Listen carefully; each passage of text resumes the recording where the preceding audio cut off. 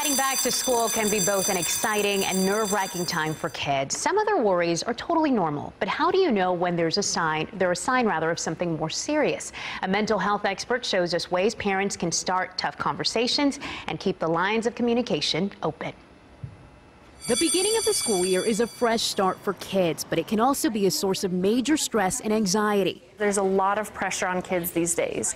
There's a lot of fears about deciding what career path they're going to have, who their friends are going to be, wanting to be accepted. Anastasia Taylor is a licensed clinical social worker and founder of Alliance Child and Family Solutions. She says it's important to identify when anxiety is a sign of something more serious. Talk to kids about how to recognize their own emotions.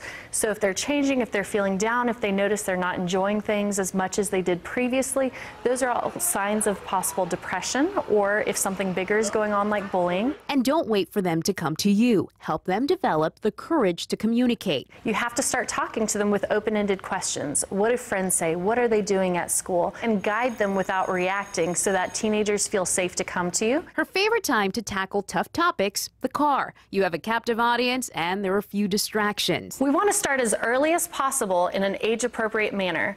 The reality is that kids are talking about these things at school, and if they don't know the answers, they're going to the internet, and you want to be the one to shape those values. She says being a good listener will help empower your kids to have a voice. We need to teach our children how to stand up for themselves assertively and not aggressively. Teaching them to say, I feel upset when you say those things. I don't like it when. They'll hopefully use that voice to resolve conflicts with peers on their own and tell an adult when talking isn't solving the issue.